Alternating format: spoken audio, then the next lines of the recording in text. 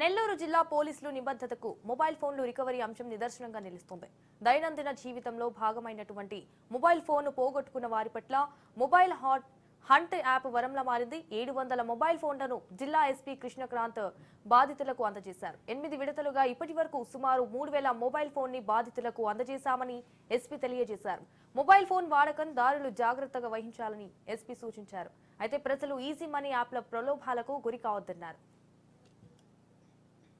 Important documents ఏదైనా మన ఎడ్యుకేషన్కి సంబంధించి కానీ తర్వాత మనకు ప్రాపర్టీకి సంబంధించిన డాక్యుమెంట్స్ అన్నీ కూడా మనం ఏంటంటే ఈమెయిల్ ఇట్లాంటి వాటిలో మనం సేవ్ చేసుకుని ఉంటాం. తర్వాత మన కాంటాక్ట్స్ అన్నీ కూడా ఇప్పుడు మోస్ట్ ఆఫ్ మన కాంటాక్ట్స్ అన్నీ కూడా మన మొబైల్ అంటే మెమొరీ అనేది మనం పక్కన పెట్టేసాం. సో కాంటాక్ట్స్ సేవ్ చేసుకుని ఉంటాం కాబట్టి ఎవరైనా కూడా మొబైల్ లాస్ అయిందంటే ఆల్మోస్ట్ వాళ్ళకి సంబంధించిన డేటా అంతా వాళ్ళకి వెళ్ళిపోతుంది.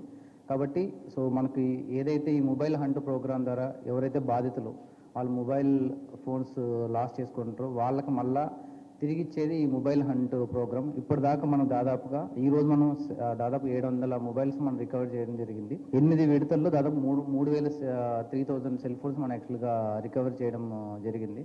సో మా సైడ్ నుంచి ఎవరైతే బాధితులు ఉన్నారో వాళ్ళకి మా రిక్వెస్ట్ ఏంటంటే మీరు మీ మొబైల్ ని సెక్యూర్ చేసుకోవడం అనేది మీ సైడ్ నుంచి కూడా మీరు కొన్ని జాగ్రత్తలు తీసుకోవాలి. ఎందుకంటే వాళ్ళ అలసత్వం వల్ల కూడా కొన్ని సార్లు మొబైల్స్ వాళ్ళు లాస్ అవుతారు. సో దాన్ని తర్వాత హార్డ్ అండ్ మనీ ఉంటుంది. కొంతమంది ఈవెన్ ఒక ఈఎంఐ పే చేసి కూడా పోగొట్టుకున్న వాళ్ళు ఉంటారు.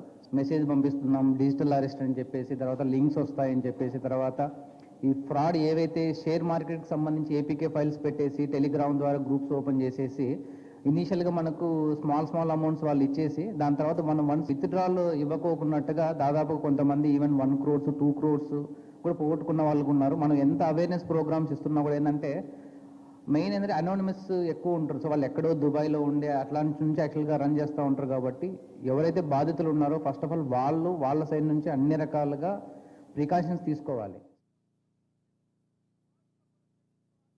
ముఖ్యంగా ఏంటంటే మొబైల్ ఫోన్స్లో